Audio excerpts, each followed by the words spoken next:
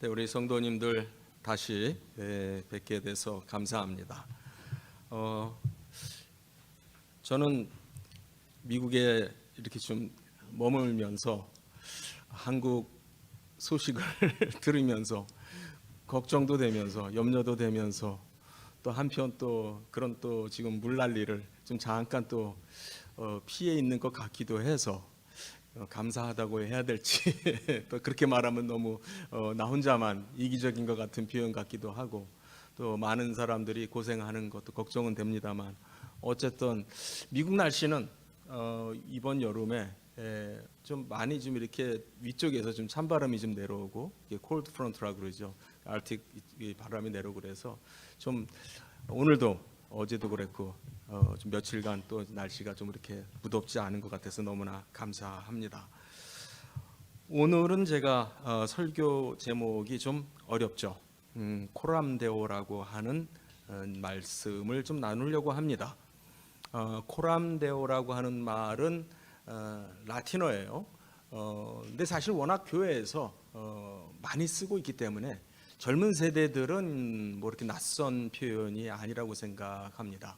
근데 이제 연세 드신 분들은 이게 무슨 말인가 싶으실 수 있습니다. 코람데오라고 하는 말은 그 말 뜻은 뭐냐면 하나님 앞에서라는 뜻이에요. 예, 우리가 하나님 앞에 있다. 우리가 하나님 앞에서 산다. 이런 의미가 되겠습니다. 저는 오늘 이 표현을 통해서 사실 이 코람데오라고 하는 말은 기독교 역사 속에서 오래전부터 자주 사용이 되었던 말이고 뭐 딱히 뭐 누가 먼저 이 말을 사용을 했다라고 말할 필요조차도 없는 아주 그냥 하나님 앞에서라는 그 말이니까 그렇게 어려운 말도 사실은 아닌 거고요. 뭐 흔히 우리가 쓸 수 있는 말입니다만은 이 말이 또 언젠가부터 우리에게 특별한 의미를 주기를 시작을 했습니다. 그래서 오늘은 이 말씀을 통해서 이제 제가 앞서서 했던 쭉 몇 차례의 설교도 종합하는 이제 그런 의미에서 같이 한번 말씀을 나누려고 합니다.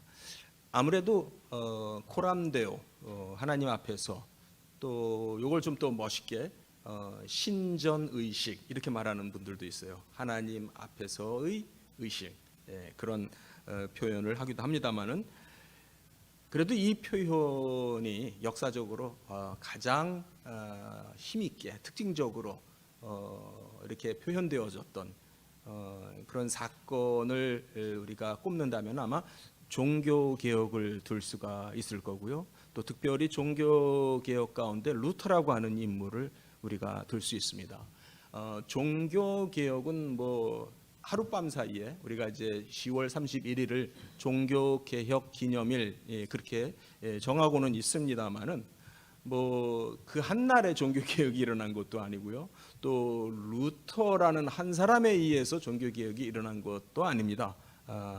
루터가 했던 소위 그 위텐버그 그 성교회의 문에다가 95개 조항에 어떠한 그 당시에 로마 교회가 잘못하고 있는 것들을 이렇게 고발하는 그래서 우리가 이것에 대해서 한번 좀 우리가 얘기해 보자. 다시 한번 우리가 이거 짚어봐야 된다라고 하는 문제에서 그 의미에서 문제를 제기하는 차원에서 그것을 이제 붙였거든요. 그것이 이제 도화선과 같은 발발의 사건이 되게 됩니다. 그래서 우리가 루터 하게 되는데 사실은 종교 개혁 기간이라고 하는 거는요 보는 사람마다 다를 수 있습니다만은 이미 그 100년 전부터 그 개혁의 움직임은 일어나고 있고 또 종교 개혁 사건이 있었던 100년 이후의 시점까지도 그 파장은 계속되게 됩니다. 예. 그런데 제가 여러분에게 말씀드리고 싶은 것은 그 가운데 루터와 관련된 하나의 굉장히 중요한 사건이 있습니다. 루터는 좀 성격이 과격했던 분이에요. 예, 굉장히 과격하고 또 굉장히 뭐라 그럴까요? 그 예스 노라고 할까요? 기과 아니고의 그런 부분이 아주 분명했던 아주 그냥 열정적이고 그랬던 분이었습니다. 이분이 이제 그런 95개 조항을 붙이고 또 1520년대 들어가서 이제 그 유명한 이제 여러 저서가 있습니다만은 세 개의 그 저서를 발표를 하게 됩니다. 우리 한국말로 제가 대충 번역을 하면은 이제 한 권의 이름은 이제 독일의 그 귀족들, 기독교 크리스천 노빌리티, 크리스천 귀족들에게 붙이는 글. 이제 또 한 권의 책은 이제 그 Babylonian Captivity of the Church라고 하는 그 교회의 바벨론 뉴스. 그 다음에 또 한 책은 크리스천 프리덤에 관해서 그리스도인의 자유에 대해서 쓴 책입니다. 모두가 다 우리가 다 하나님 앞에 직접 나아갈 수 있는 그러한 그 모든 사람이 제사장과 같은 사람들이 되었다. 이런 만인 제사장설 이렇게도 표현을 하기도 합니다. 또 그래서 우리는 그만큼 자유가 있다. 우리가 사제나 또 교황을 통해서만 그들이 우리의 중보자 같은 그런 역할을 하는 것이 아니다라고 하는 의미에서 이제 그 교황의 제도를 로마 교회의 문제점을 정면으로 반박을 했죠. 예, 그래가지고선 사실 레오 10세로부터 이제 교회에서는 이제 출교 명령을 엑스커뮤니케이트를 당하고 이제 그것이 이제 시빌 코트에서 어떤 이제 그 행정적인 측면에서 1521년에 이제 그 당시에 홀리 로만 엠파이어 성 로마 제국의 황제인 찰스 5세가 직접 그 주관하는 어떤 그 재판과 같은 회의가 열립니다. 거기에 이제 루터가 소환이 돼요. 그래서 이제 그 자리에서 이제 어떤 이제 결정을 해야 되냐면은 앞에 이제 책들을 놓고 이 책들이 네가 쓴 책이 맞느냐. 그래서 루터는 내가 쓴 책 맞다라고 시인을 하죠. 근데 두 번째 질문을 던집니다. 그러면 너는 이 책에 있는 내용들을 그대로 지지하느냐? 굉장히 중요한 질문이죠. 그래서 이제 루터가 좀 시간을 달라.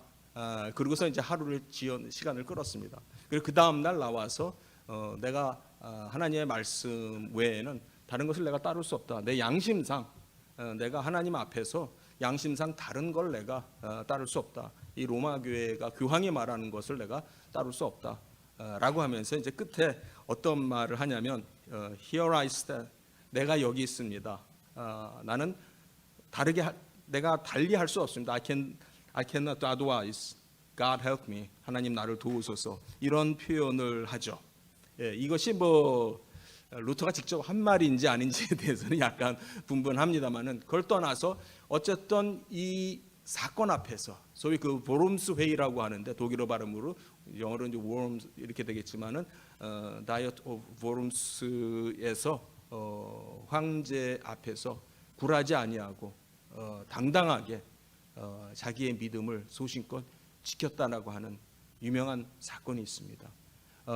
정말 이 사건이 다는 아닙니다만은 정말 이것이 루터가 가지고 있었던 의식이었고 그는 오로지 하나님 앞에 서 있다라고 하는 그 의식을 그 정신을 가지고 싸웠습니다. 로마 가톨릭 교회에 대항하여 싸웠고 결국 그것이 기독교 역사뿐만이 아니라 사실 따지고 보면은 온 인류의 역사를 그 시점을 기해서 바뀐 겁니다. 정말 이 종교 개혁이 끼친 이 문명사적인 관점에서 보더라도 그 이후로 세상은 달라졌거든요. 예. 그 역사의 중심에 있던 인물이 루터였습니다. 그리고 그 종교 개혁의 결과로 말미암아 오늘 우리가 이렇게 예배를 드릴 수 있는 개신교들이 태어나게 된 것이죠. 저는 오늘 이 코람데오라고 하는 이 의식을, 이 말을, 의미를 좀 이해하는 데 있어서 어떻게 하면은 결국 우리가 하나님 앞에 어떠한 존재들인가, 네, 그 부분을 좀 생각하려고 그래요.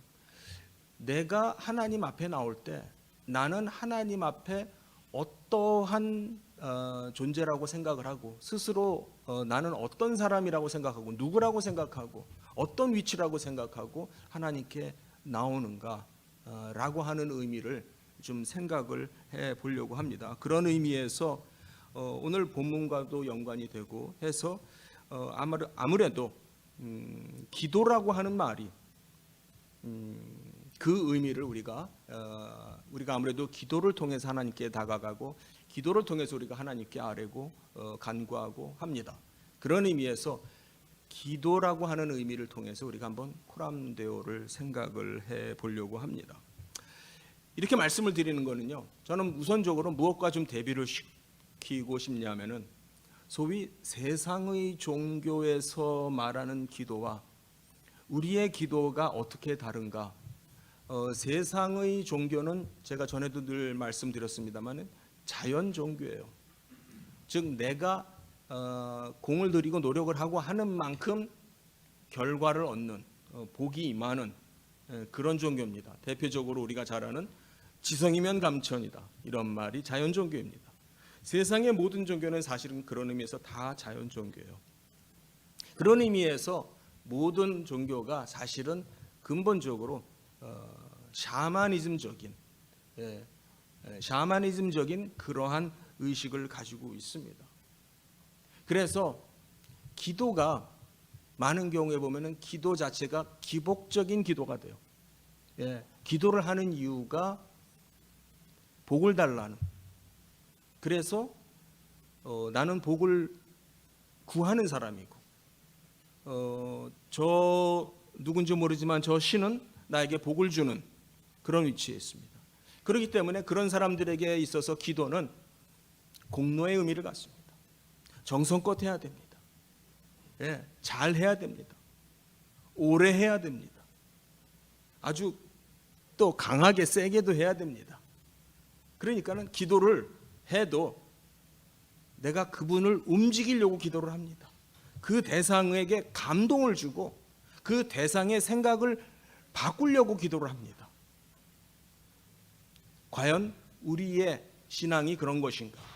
과연 우리가 믿는 하나님이 과연 그런 분이신가? 라고 하는 측면에 있어서 오늘 좀 저는 굉장히 고민이라고 할까요? 뭐 고민이라고까지 하기는 그렇지만은 좀 생각을 좀 많이 하는 가운데 본문을 정하게 됐습니다. 시편 88편이라는 본문을 우리가 같이 읽었습니다. 시편 88편을 잠깐 먼저 좀 말씀을 드릴게요. 시편 88편은 시편 150편이 있잖아요. 시편의 그 어떤 그 공통 시편의 종류는 여러 가지가 있습니다만은 대체적으로 시편들이 공통적으로 처음에 시작을 할 때는 정말 신원의 소리, 탄원의 소리, 정말 힘들어하는 그러한 괴로움, 그러한 항변의 소리, 그런 식으로 시작을 하더라도 끝에 가서 마칠 때 되면은 시편은 대체적으로 하나님의 인자하심을 찬양하고 하나님은 나의 어떠한 그 요새이고 또 은신처이고, 그렇죠? 그러면서 하나님의 좋으심을 찬양하고 하나님만이 나의 구원자이시다라고 찬양하면서 대체적으로 그 시편이 끝나게 되는 걸 우리가 많이 봐왔거든요.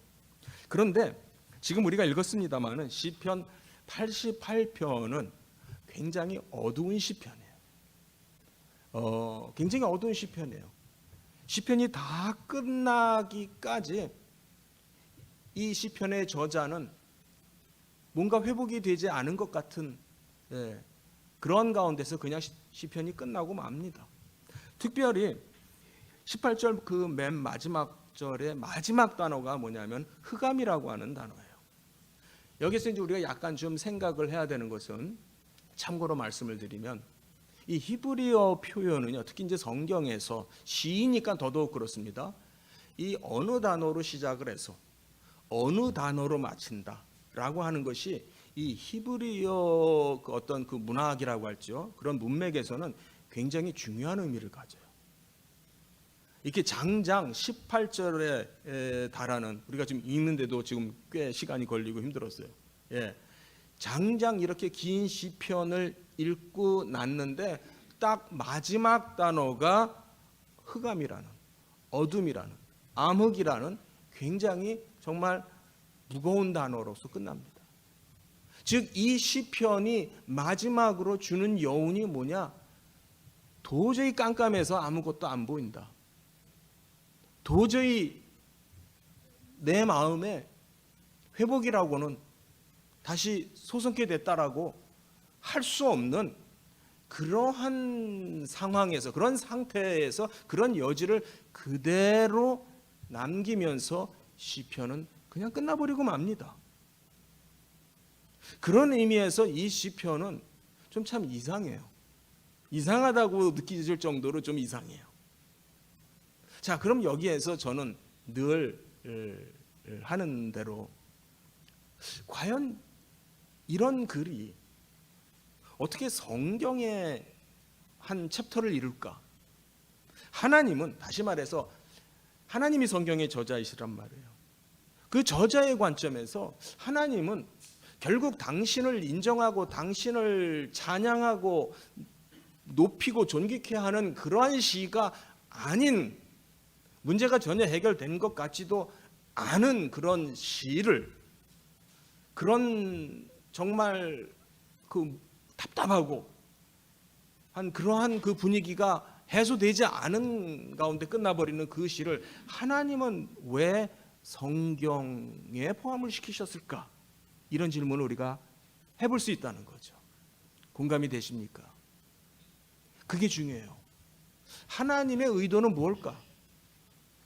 하나님의 뜻은 무엇일까?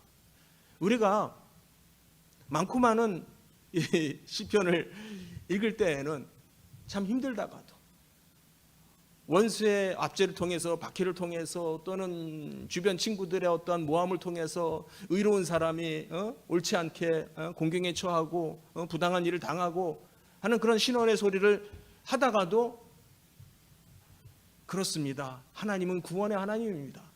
하나님은 나의 은신처이시고 그래서 내가 하나님께 피합니다. 하나님만이 나에게 새로운 힘을 줍니다. 라고 시편이 끝날 때 우리는 정말 환희를 느껴요. 그래서 시편을 읽어요. 정말 짧은, 정말 이렇게 탁 컴팩되어 있는 그러한 그 글 속에서 정말 이 저자가 이 시편을 노래하는 그 사람이 다윗일 수도 있고 뭐 다른 사람일 수도 있고요.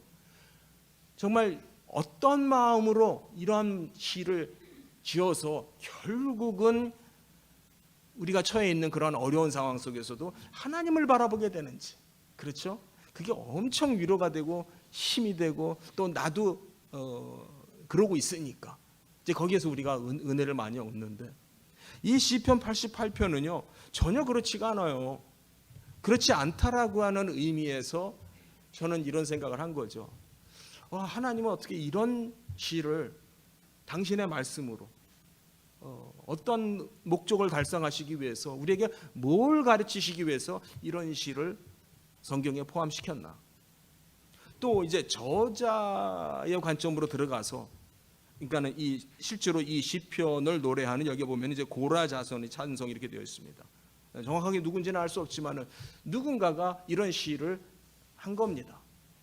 정말 처음부터 끝까지 원성과 원망의 컴플레인이 계속되어지는 그러한 시를 아랠 수 있다라고 하는 것, 하나님 앞에서 이걸 시라고 부를 수 있다라고 하는, 도대체 그거는 뭔가? 도대체 이 사람은 어떤 마인드로 하나님 앞에서 자기 자신이 누구라고 생각을 하길래, 또는 반대로 하나님이 누구라고 생각하길래 이 사람은 거침없이 하나님께 정말 자기의 상황을 이렇게 격한 말로 이렇게 표현을 하고 있는가, 그런 생각을 하는 겁니다. 거기에서 저는 정말 이게 코람데오다. 이게 코람데오다. 이 사람이 어떤 다른 것 앞에 서 있는 게 아니고, 그래서 어떤 다른 가식이나 거칠애나 뭐 이렇게 걸쳐야 되는 어떤 그런 허울애나 이런 것이 필요했던 것이 아니고, 이 사람은 나를 분명하게 꿰뚫어 보시는 하나님 앞에 서 있다라고 하는 코람데오 의식, 하나님 앞에 있다라고 하는 분명한 의식이 있기 때문에 이런 말을 할 수 있었다라고 하는 생각을 하게 됩니다. 워낙 본문이 길기 때문에 먼저 대충의 제가 말씀을 드리고선 성경을 좀 한 절 한 절 읽으면서 음미를 하는 것이 필요하다고 생각합니다.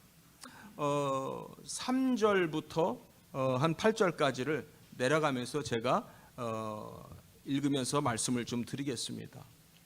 무릇 나의 영혼에는 재난이 가득하며 나의 생명은 수월에 가까웠사오니. 여기서 수월이라는 좀 낯선 단어가 나옵니다. 이 수월이라고 하는 이 말은 무덤을 말하기도 하고요, 또는 죽음을 말하기도 하고, 조금 더 이제 깊이 들어가면은 어떤 지옥을 의미하기도 합니다. 그러니까 지금 이 저자는 뭐라고 말하냐면 자기의 영혼이 지금 죽음에, 무덤에 또는 지옥에 지금 가까이 있다, 이렇게까지 아주 그냥 절망적인 표현을 씁니다. 또 4절에도 보면은 나는 무덤에 내려가는 자 같이 인정되고 힘없는 용사 같으니, 여기 다시 한번 그 시올이라고 하는 말을 무덤이라고 하는 말로 표현을 했습니다. 그러니까 무덤에 누가 내려갑니까? 죽은 사람이 내려가죠. 예, 누가 무덤에 내려갑니까? 그러니까 내 자신이 지금 죽은 자와 다름이 없다라는 심경을 지금 토로하고 있습니다. 5절에도 보면은 죽은 자 중에 던진 바 되었고 죽임을 당하여 무덤에 누운 자 같으니이다. 주께서 그들을 다시 기억하지 아니하시니 그들은 주의 손에서 끊어진 자니이다. 지금 자기를 얘기를 하고 있어요. 자기가 죽은 시체들 가운데 던져져 있고요, 내가 지금 그 무덤에 가운데 지금 누워 있는 그런 상태입니다. 하나님이 저를, 여기서 하나님이라고는 안 됐습니다만 자기 존재 자체가 기억되지 않는, 더 이상 자기를 기억되지 않아서 없는 존재와 같은 그러한 심경을 여기서 말을 하고 있습니다. 그런데 6절부터는 약간 지금 이 시편 저자의 어떠한 그 마음의 불평이라고 할 수도 있고 탄원이라고도 할 수 있고 신원이고 항변의 소리라고도 할 수 있는데요, 6절부터는 좀 더 하나님께 다구치는 것 같아요. 보면은 주께서라고 말합니다. 주께서 나를 깊은 웅덩이와 어둡고 음침한 곳에 두셨습니다. 주께서 그랬습니다. 어디예요? 깊은 웅덩이는 뭘 말하겠습니까? 이것은 그 앞에 나왔던 수월이나 무덤을 잇는 말이에요. 주께서 그렇게 하신 일이시고, 그래서 내가 어두움의 음침한 곳에 지금 처해져 있습니다. 또 7절에 보면은 주의 노가, 주님의 그 무서운 노가 나를 심히 누르고 있고 또 주의 모든 파도가 나를 괴롭힙니다. 이 파도는 그야말로 물이 그냥 나를 치면은 그 파도에 휩쓸려서 그냥 서 있지 못하고 쓰러져 넘어져 본 그런 경험들 다 아마 해 보셨을 거예요. 지금 그러한 심정으로, 근데 그것이, 그 파도가 나를 누르고 괴롭게 하고 삼키는 그것이 주님의, 당신의 것입니다. 지금 이렇게 말하고 있습니다. 또 8절도 볼까요? 주께서 내가 아는 자를 내게서 멀리 떠나게 하시고 나를 그들에게 가증한 것이 되게 하셨사오니 나는 갇혀서 나갈 수 없게 되었습니다. 사실 우리가 살면서 정말 우리가 사랑하는 사람들 또는 친구, 이렇게 부를 수 있는 그러한 사람들로부터 우리가 멀어지게 되고 또는 그들이 나를 멀리하고, 그래서 내가 갇힌 자와 같은 그러한 외로운 그런 상황이 된다라고 하는 것은, 예, 맞아요. 그게 그 사람에게는요 죽음과 같은 것이에요. 죽음과 같은 것이고 무덤에 내려가는 것과 같고요, 그 무덤 가운데 누워있는 상태와 같기 때문에 실제로 보면은 그런 상황에 처해지는 사람들, 그런 상황을 겪는 사람들이 선택하는 것이 매우 극단적인 것을 선택하죠. 그러니까 지금 이 시편 기자는 딱 지금 그런 상황이에요. 내가 모든 사람으로부터 다 끊기고 나는 고립되고 지금 외롭고 아무도 나를 만나주지 않고 나도 어느 누구를 만날 수도 없는 그런 상황이라고 지금 이야기를 하고 있습니다. 참 굉장히 뭐 노골적인 걸 떠나서 야, 어떻게 이 사람이 이렇게 하나님 앞에 이렇게까지 말을 할 수가 있지? 여러분 그런 생각이 안 드시는지 모르겠습니다. 저는 나라면은 이렇게 하나님 앞에 감히 말하지 못할 것 같은데 아무리 내가 힘들어도 내가 어떻게 하나님 앞에 하나님인데 이런 생각을 했을 것 같아요. 그런데 계속 그 얘기가 이어져요. 우리 좀 건너뛰어서 중간 부분 제가 다시 와서 설명을 드릴 텐데요. 15절부터 보겠습니다. 15절에도 계속 이어집니다. 내가 어릴 적부터 고난을 당하여 죽게 되었사오니 또다시 죽는다라는 말이 나옵니다. 주께서 두렵게 하실 때에 당황하였습니다. 정말 지금 내가 지금 처하여 있는 것이 죽음이라고 하는 말 외에는 다른 말로 설명이 안 되고 그 자체가 나를 놀랍게 하게 하고 정말 하나님이 내 하나님 맞나? 당신은 어떻게 나한테 그럴 수 있습니까? 내가 왜 이런 상황에 처해 있는 겁니까? 나의 하나님은 뭐 하십니까? 네, 지금 그러는 거거든요. 16절에 보면은요, 주의 진노가 우리가 앞에서 7절에서 봤던 주의 노가 그런 표현이에요. 내게 넘치다는 것은 나를 막 그냥 삼키는 그런 의미입니다. 주의 두려움이 나를 끊었나이다.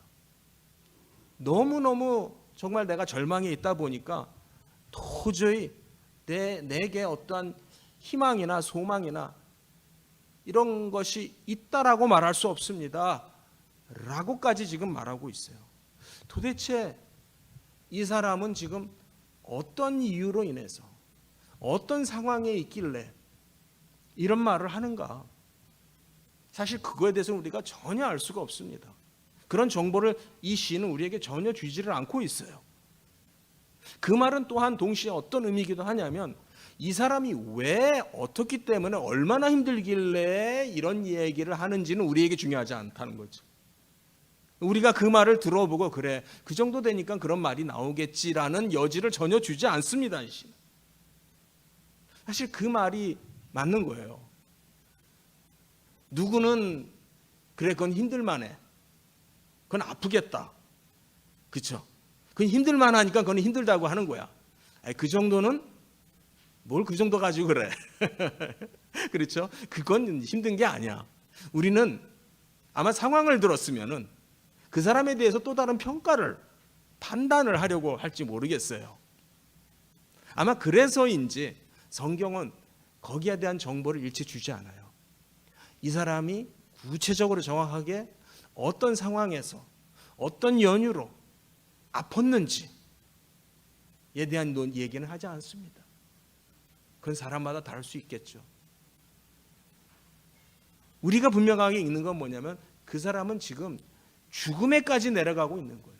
상황이 얼마나 힘들고 아프면은 그게 차라리 어떻게 말하면 죽는 게 더 쉽겠습니다. 이렇게 말을 할 정도로 그렇게 되면은 정말 소망이 없는 사람이 되는 거죠. 예. 계속 봅니다. 17절. 이런 일이 물같이 종일 나를 에워싸며 함께 나를 둘러쌌나이다. 정말 물이 나를 삼키는 거예요. 물에 내가 잠기는 거예요. 좀 전에도 말씀드렸습니다마는 지금 뭐 미국에도 그러더니 지금 우리 한국 땅에도 지금 엄청 비가 많이 와가지고 곳곳에 지금 물난리가 난 곳들이 한두 군데가 아니에요. 정말 물이라고 하는 거는 그 속에 우리가 갇히게 되면은 죽는 거죠. 질식해 죽는 거죠. 예.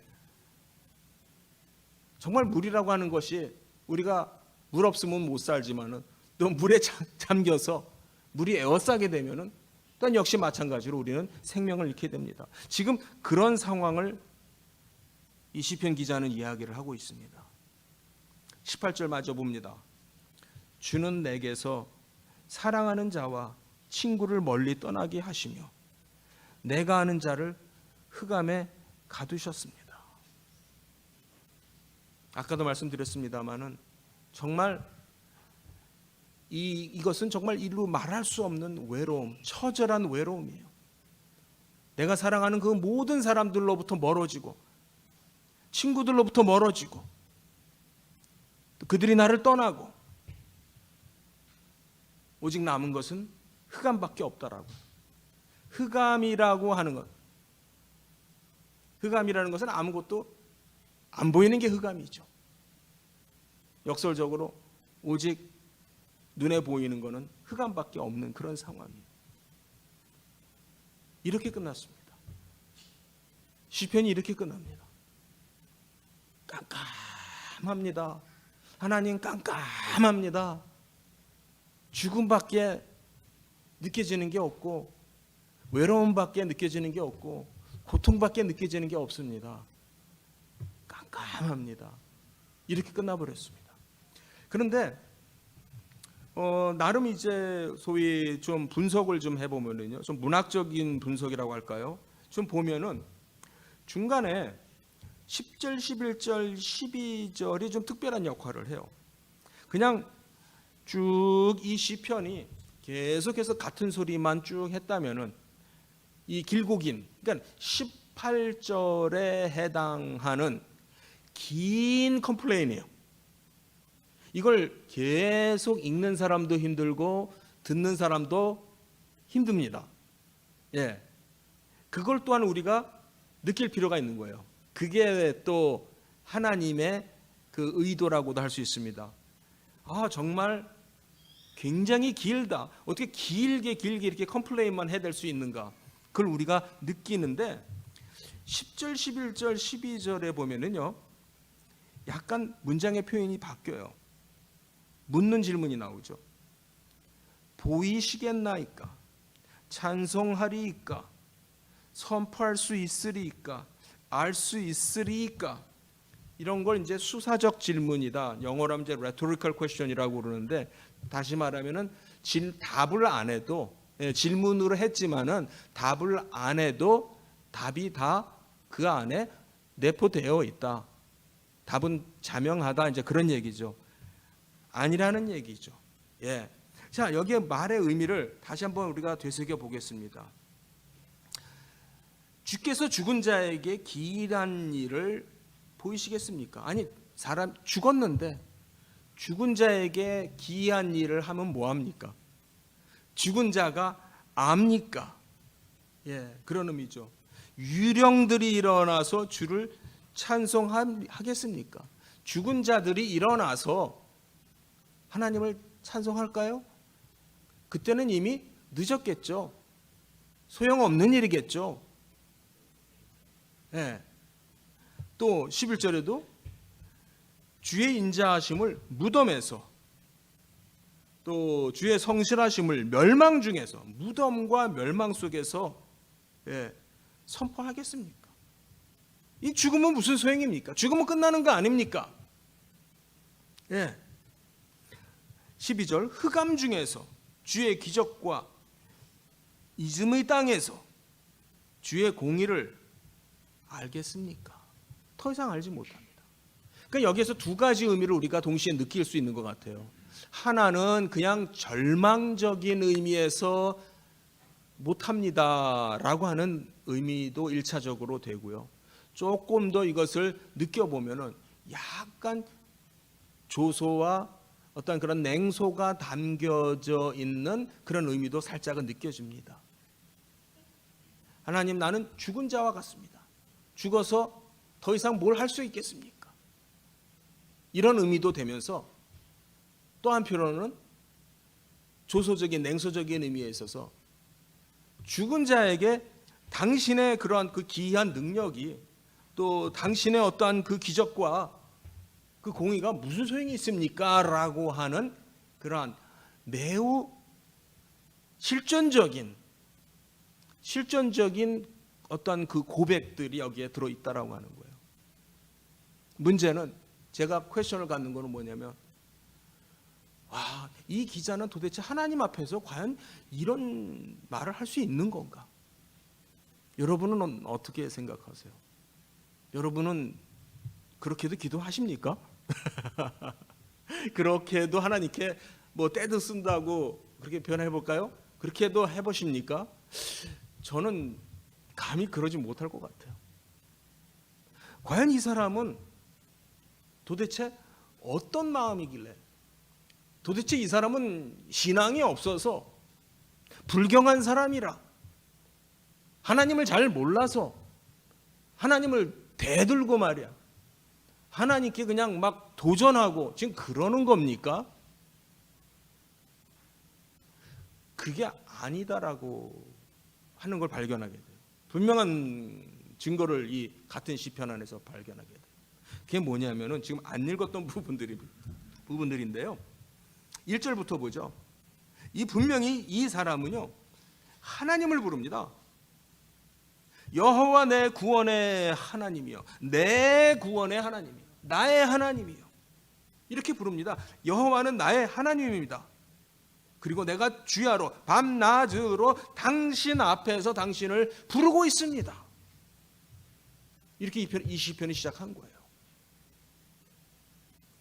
그러니까 지금 이 시편 기자는 기도를 하고 있다, 이렇게 말할 수 있죠. 밤낮으로 하나님을 찾습니다. 나의 하나님이라고 부릅니다. 2절에 나의 기도가 주 앞에 이르게 하시며 나의 부르짖음에 주의 귀를 기울여 주소서. 지금 분명히 이 사람은 하나님 앞에 기도합니다. 분명히 이 사람은 하나님 앞에 나아갔습니다. 하나님 앞에 서 있습니다. 그게 아까 말씀드린 코람데오라고 하는 말이에요. 여러분은 하나님 앞에 나가셨을 때, 하나님 앞에 쓰셨을 때, 여러분은 여러분 스스로에 대해서 어떻게 평가하십니까? 여러분은 그 하나님에 대해서 여러분은 누구십니까? 무엇입니까? 엄청난, 적어도 나와의 차이를 발견하고 저는 충격을 받았습니다. 아니, 이건 불경한 거 아니야? 하나님을 지금 욕하는 거 아니야? 어떻게 그럴 수 있어? 하나님께는 우리가 찬미만 해야지. 하나님은 나를 사랑하시고 나를 복 주시고 나의 문제를 해결해 주시고 나를 도와주시는 좋으신 분이니까 나는 그분한테 잘해야지. 근데 이 사람 지금 잘하는 거예요? 지금 잘하고 있는 거 맞아요?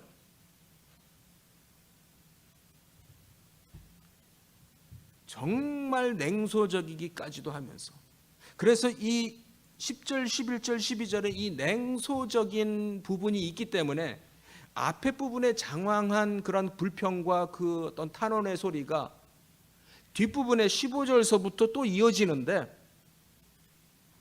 이 10절, 11절, 12절을 읽고 나서 15절을 다시 읽게 되면은 그 의미가 훨씬 더 고조가 돼요. 그냥 넋두리 같은 계속 같은 말이 뱅뱅 돌면서 반복이 되어지는 그러한 불평이 아니라, 이 어떤 그 문학적인 측면에서 볼 때 10절, 11절, 12절이 있기 때문에 그 뒤에 나오는 말이 훨씬 더 고조가 되고 무게감이 있다라는 겁니다. 자, 그래서 어쨌든 1절, 2절을 통해서 이 사람이 이렇게 하나님께 정말 컴플레인을 하고 탄원을 하고 항변을 하고 하는 이런 신원의 이런 소리들이 불신앙의 사람이 아니었구나. 하나님을 모르는, 하나님을 안 믿는, 하나님을 거역하고 대역하는 그런 사람의 소리가 아니라 하나님을 믿는 자녀의 기도이구나라는 거예요. 하나님을 정확하게 의식하고 그가 누군지 정확하게 알기 때문에 이런 기도를 하는 거구나. 9절 내려가 볼까요? 9절에 보니까요, 곤란으로 말미암아 내 눈이 쇠하였나이다. 여호와여, 내가 매일 주를 부르며 주를 향하여 나의 두 손을 들었나이다. 얼마나 내가 하나님을 찾았는지 내 눈이 그냥 물르는 거예요. 예? 눈이 그냥 지금 아플 정도로, 눈이 쇠할 정도라고 지금 얘기를 합니다. 매일 주를 부르고 있습니다. 두 손을 높이 들고 하나님을 찾고 있습니다. 이게 이 사람의 정체성이죠. 이게 이 사람의 신앙이에요. 이 사람이 하나님이 없어서, 하나님을 몰라서 불평을 하고 이런 정말 괴로움의 소리를 바라는 것이 아니라 하나님이 계신 걸 알기 때문에, 자기 자신에게는 하나님이 계시다라는 걸 알기 때문에. 13절 14절 마지막으로 보겠습니다.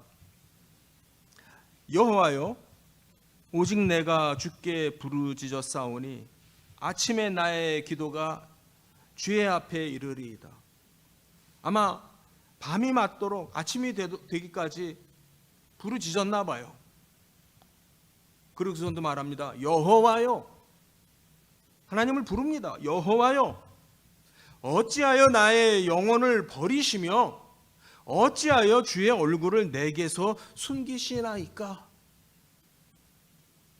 이 사람은 하나님을 모르는 사람이 아니고 하나님에게서 멀리 멀어져 간 사람이 아니고요, 하나님이 내 신원의 소리를, 내 탄식하는 소리를, 하다못해 나의 투덜거리는 불평의 소리도 들으시는 하나님이라고 하는 것을 알고 있는 사람이에요. 분명히 이 사람은 믿음의 사람이었던 것입니다. 저는 이 본문을 쭉 묵상하면서 설교 준비를 하다가 옛날에, 정말로 오래전에, 제가 대학생 때인 것 같아요. 대학생 때 봤던 영화가 생각이 났습니다. 그 이후로는 다시 본 적은 없었어요. 그래가지고서 이제 유튜브로 좀 찾아가지고 보려고 하니까 그걸 이제 사기 전에는 볼 수가 없더라고요. 근데 이제 클립들이 이제 부분 중요한 대목들이 나온 부분들이 있어가지고 대충 이렇게 보면서 다시 한번 분위기를 느꼈는데, 어떤 영화냐면은 영어로는 Fiddler on the Roof. 그 지붕 위에, 피들러는 이제 바이올린을 키는 사람 피들러인데 한국 번역으로는 그냥 바이올린. 그러니까 이제 지붕 위에 뭐 악사 이렇게 번역을 했었어도 될 것 같아요. 아니면 뭐 지붕 위에 광대라고 하든지요. 예. 그 영화를 오래전에 봤거든요. 그게 71년도에 나온 영화더라고요. 정말 옛날 영화죠. 50년이 넘어된 영화예요.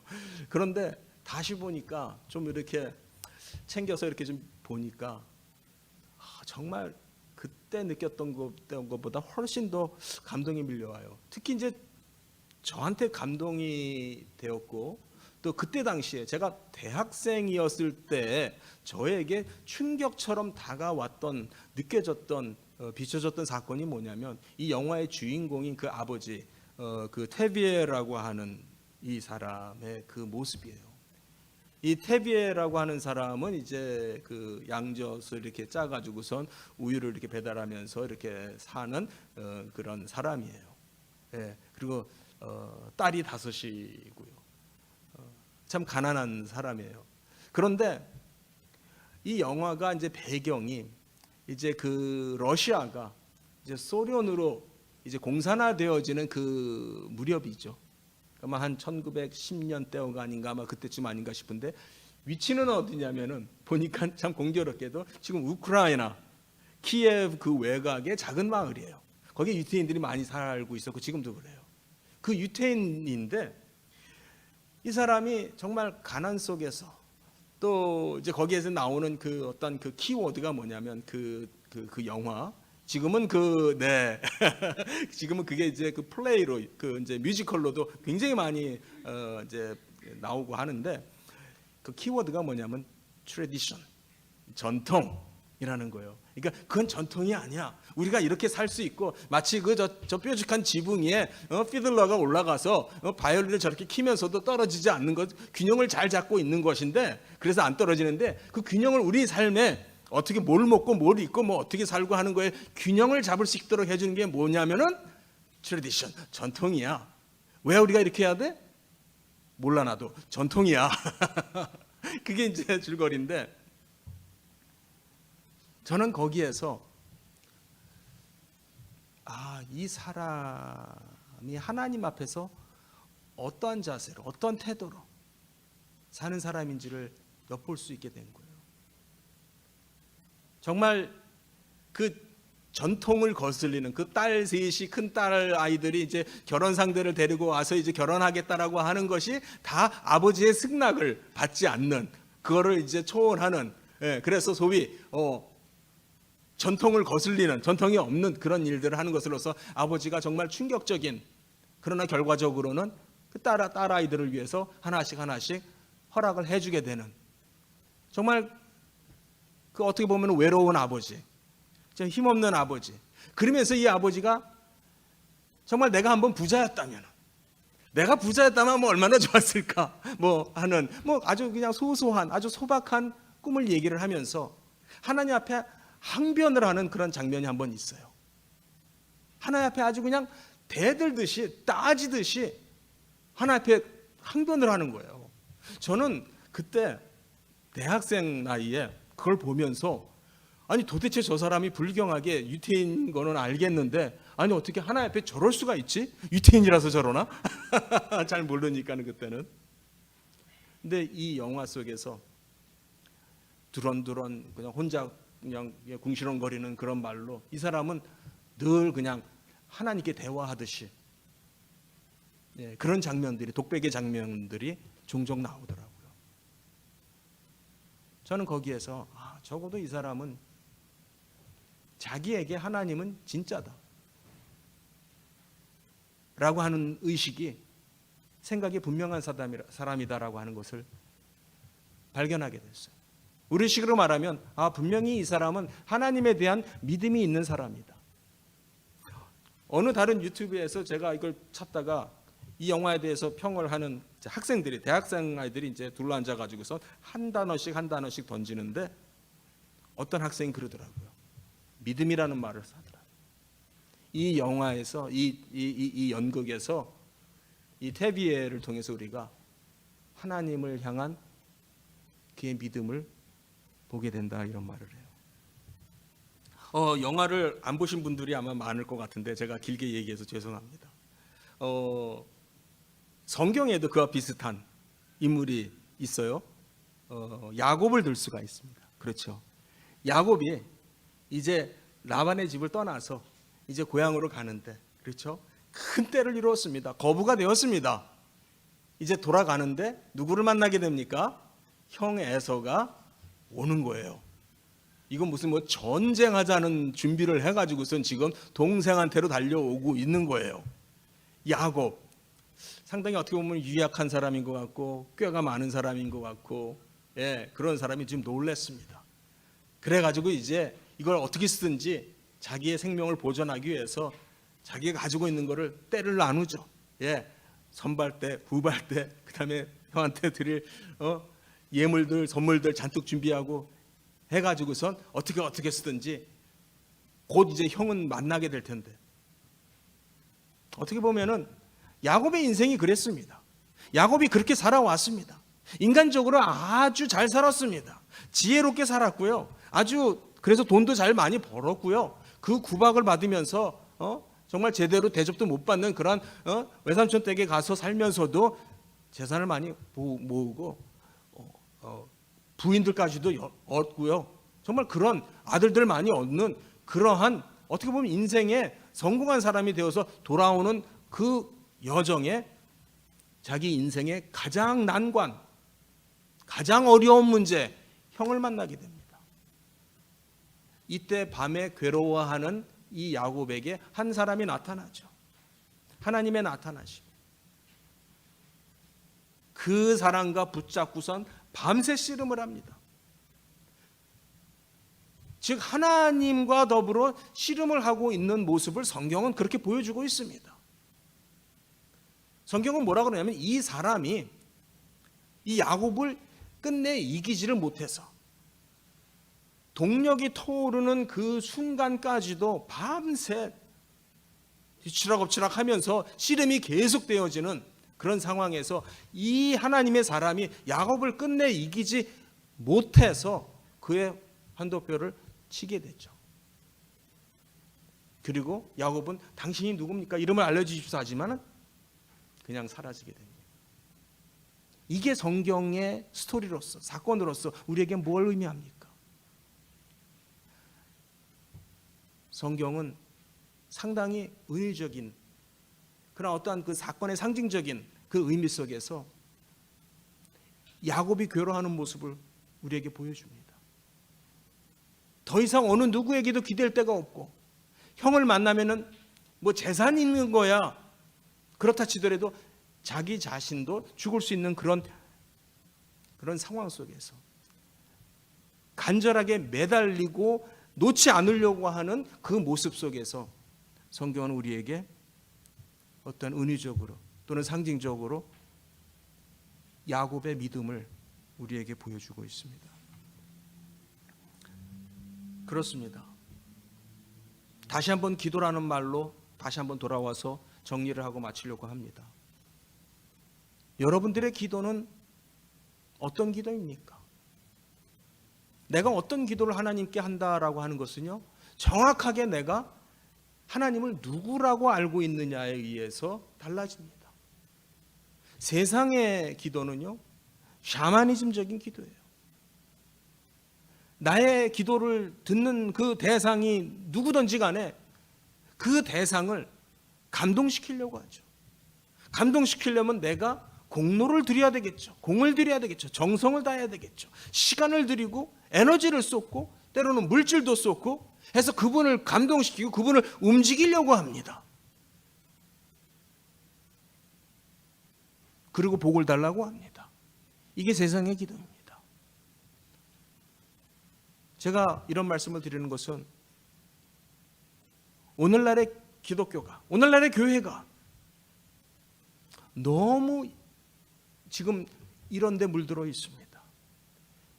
교회가 오히려 세상을 변화시키고 세상을 바꿔나가야 하는데 오히려 신앙생활을 하는 사람들이, 교회 안에 있는 사람들이 기복적인 기도를 합니다.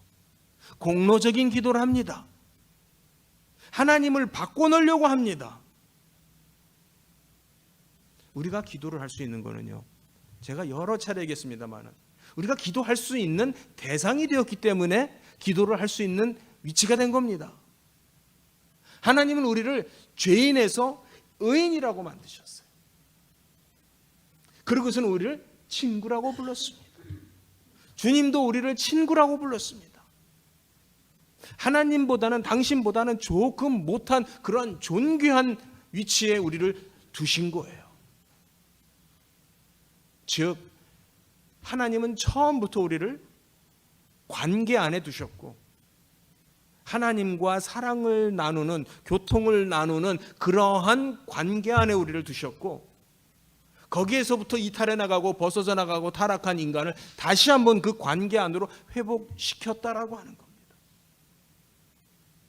그래서 이제는 우리가 담대하게 예수 그리스도의 그 피공로 의지에서, 그 피 의지에서, 보혈 의지에서 이제는 거리낌 없이 담대하게 나갈 수 있습니다. 그 휘장, 그 갈라진 휘장 사이로 이제는 우리가 담대하게 하나님 앞에 그 지성소까지 들어갈 수 있는 우리가 되었다라고 하는 겁니다. 그 일을 하나님께서 하셨습니다. 그 일은 다시 말하면 관계예요. 하나님께서 애초부터 우리를 하나님의 형상으로 만드셨다라고 하는 그 목적을 하나님께서 달성하신 거예요. 왜 우리만, 사람만, 인간만 하나님보다 조금 못하게 하나님의 형상으로 그렇게 지셨느냐? 그래서 우리가 기도할 수 있게 된 겁니다. 할렐루야. 기도가 저는 이렇게 표현하고 싶어요. 좀 더 자유로웠으면 좋겠습니다. 좀 더 하나님 앞에 담대하게 나아갈 수 있으면 좋겠습니다. 제가 유튜브를 찾다가 오래전에 재밌게 봤던 유튜브인데 다시 찾는데 뭐 그 비슷한 것들이 워낙 많이 올라와가지고 찾지는 못했는데 뭐냐면요, 한 서너 살짜리 아기예요. 이제 말 좀 이제 튀어서 말하는 그 아이가 막 울면서 엄마한테 막 뭐라고 그래요. 막 울어요. 그냥 막 너무 슬프게 애가 울어요. 막 헉헉대고 울어요. 그러면서 얘가 뭐라 그러냐면, 엄마가 어떻게 나한테 그럴 수 있어? 그러는 거예요. 엄마가 왜 나한테 그래? 엄마가 어떻게 나한테 그럴 수 있어? 하는 그 영상을 찍어서 유튜브에 올려서 오래전에 본 기억이 있는데 재밌어가지고 다시 한번 설교를 준비하면서 그걸 한번 찾아봤는데 못 찾았거든요. 무슨 말씀인지 이해가 되시죠? 네. 엄마는 나를 사랑하는 분이잖아.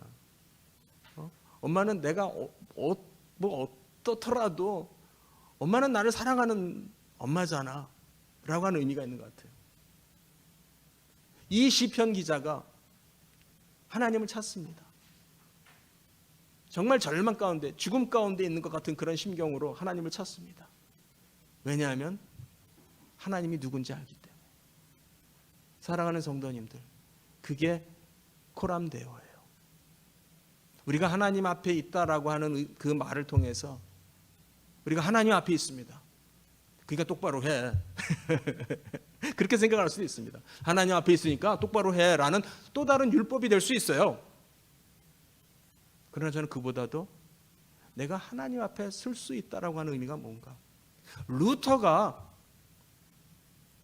그 성로마 제국의 그 황제 앞에서 재판을 받는 그 상황에서도 우리 한국 사람은 그러잖아요. 처음에 사람을 만나면은 이 대등한 관계를 1대1에 어떤 그 대등한 관계를 유지하는 것이 참 습관화 안 돼 있어요. 그래서 정말 그건 이제 좋은 말로 하면 공손하고 고분고분하고 좀 더 노골적으로 말하면 굽신굽신하게 돼요. 그래서 누구를 만나도 한국 사람들은 제일 먼저 뭐 하죠? 나이를 물어요. 몇 살인지를 빨리 알아야 돼. 저 사람의 정체를 빨리 파악을 해야 나보다 위인지 아래인지, 그렇죠? 그거를 빨리 알아야 내가 행동이 편해져요. 미치면 빨리 밑으로 들어가고 위면은 그냥 그 다음부터 말 놔서 적당하게 말을 해도 그것이 잘 먹히는 사회더라고요. 잘 안 되는 게 뭐냐? 동등한 관계, 1대1의 대등한 관계. 내가 저 사람 앞에서 굳이 굽신굽신 할 필요 없이 정말 당당하게 나아갈 수 있는 그런 관계, 저는 그것이 하나님의 형상의 회복이라고 생각해요. 심지어는 그게 어디서도 필요하냐면 하나님 앞에서도 필요한 거예요. 여러분이 굽신굽신해서 그걸 해야 될 이유가 있어서 하나님 앞에 공손합니까? 그러면 아닌 거죠. 그게 아니라는 거예요. 하나님은 우리를 먼저 사랑하셨고 그 관계 안에 두셨어요. 우리가 다시 그 관계 안으로 회복했어요. 그래서 우리가 하나님의 피조물이라고 하는 것을 우리는 절대 잊어서는 안 됩니다. 하지만 동시에 하나님은 우리가 하나님 앞에 나와서 쓸 수 있는, 그래서 하나님하고 이 기자처럼 어떻게 보면 이건 거의 경계선에서 왔다 갔다 해요. 이거는 거의 신앙이 아니라 불경에 가까울 정도로 경계선에서 위험한 수위를 왔다 갔다 하는 것처럼 보이는데 하나님은 이거를 기도로 인정하시는 거예요. 정말 적나라하게 가식 없이 솔직하게 정직하게 있는 모습 그대로 나온 것으로서 하나님 받으시는 것 같아요.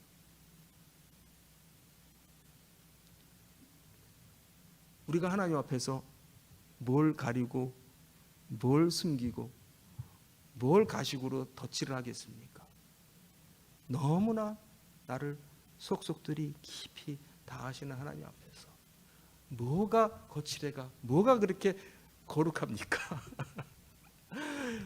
정말 우리가 하나님 앞에서 정말 사실 따지고 보면은 우리가 말을 일일이 다 못해서 그렇지 우리가 처해 있는 어려운 문제 하나하나가 다 어려워요. 죽음과 같아요. 죽음으로 내려가는 것과 같아요. 창자가 끊어지는 듯한 그런 아픔도 있으리라고 생각합니다. 그것이 무엇이 됐든지 그것은 중요하지 않은 것 같아요. 이 성경을 보면은요. 그것에 대한 얘기는 하지 않았습니다. 단지 그 심경 그 자체로 하나님께 자기 자신을 드러내 드리는 나오는 모습을 성경은 보여주고 있습니다. 저는 그게 코람데오라고 생각해요. 우리 사랑하는 성도님들 정말 담대하게 하나님 앞에 나온다고 뭐 이렇게 다시 찍어 바르고 뭐 이렇게 뭐 빗질하고 이렇게 옷 다시 입고 안 그러셔도 담대하게 은혜의 보좌에 깊이 나오시는 여러분들 되시기 바랍니다. 그렇게 우리를 회복하셨습니다. 여러분들이 더욱더 하나님과 친근해지시고 가까워지시고 하나님을 더 잘 아시는 우리 성도님들 되시기를 축복드립니다. 기도하겠습니다. 하나님 정말 이 시편의 기자만이 아니라 우리도 참 말을 못해서 그렇지 어려운 때가 많습니다.